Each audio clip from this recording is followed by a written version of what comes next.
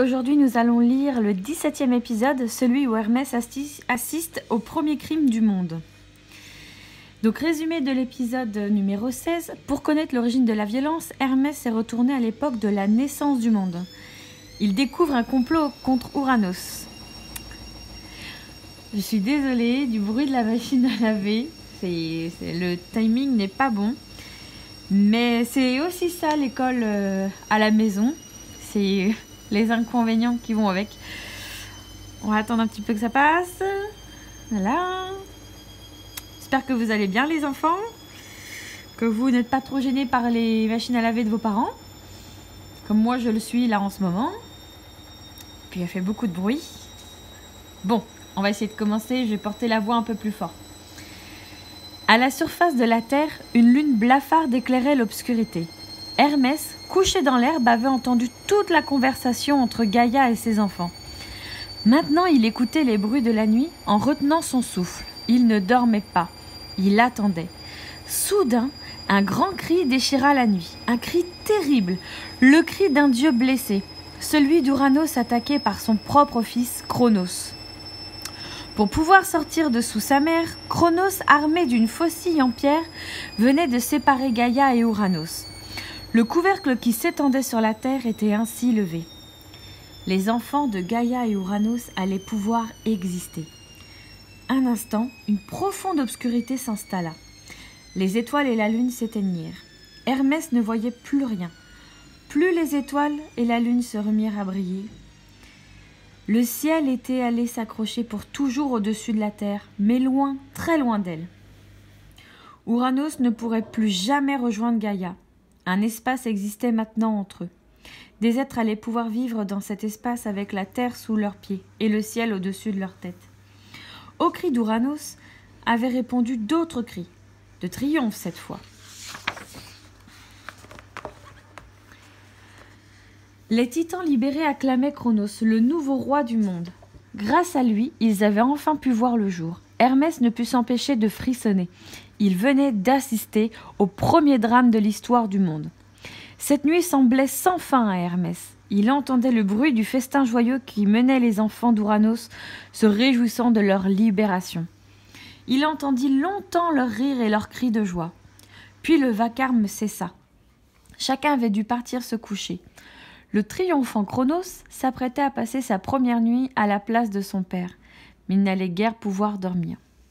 Pour se réchauffer, dans ce monde glacé par le crime qui venait d'être commis, Hermès avait allumé un feu.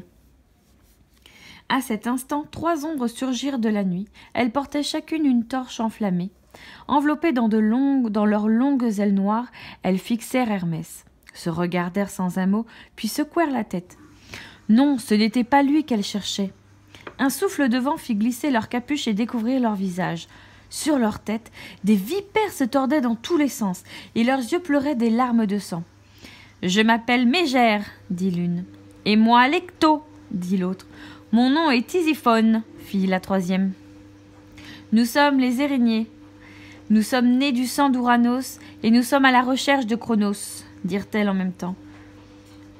« Je ne sais pas où il se trouve, bredouilla Hermès. Les 3 Érignées lui firent un signe de tête, puis sans un mot, elles s'éloignèrent sur le chemin. Il ne resta plus de leur passage qu'une puanteur insupportable. Hermès se décida à les suivre à distance. Cronos venait juste de se coucher. À peine avait-il fermé les yeux qu'une odeur répugnante envahit sa chambre. Des voix murmurèrent à son oreille. « Cronos, Cronos, tu as osé attaquer ton père. Ce crime ne restera pas impuni. Nous sommes là pour le venger. » Le titan bondit sur ses pieds, saisit son épée et se mit à frapper en tous sens autour de lui. Mais il n'y avait personne. Il se calma aussitôt et se recoucha, pensant avoir été victime d'un mauvais rêve.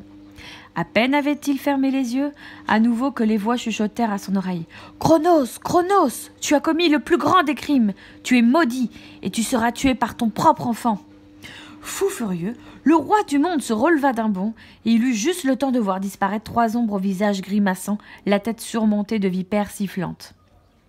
Il réveilla tout le monde, exigea qu'on allume des dizaines de torches et qu'on fouille partout.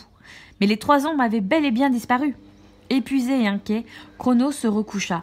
À peine avait-il fermé les yeux que les voix étaient de retour. « Cronos, Cronos, ta faute est immense, nous te laisserons plus jamais de repos. » Cronos battait l'air de ses mains pour chasser les 3 Erinyes.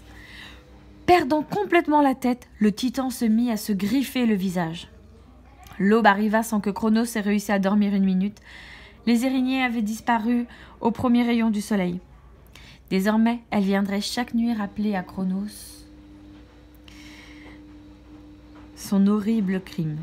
Durant cette nuit, Hermès avait vu naître le crime et surgir la vengeance. Mais cette aube lui réservait une autre découverte. Voilà, nous avons terminé avec un peu de difficulté l'épisode numéro 17. Donc, comme d'habitude, on répond aux questions, au questionnaire pour l'épisode 17. On fait des phrases et on le fait dans le cahier du jour. Et je vous dis à demain pour un nouvel épisode.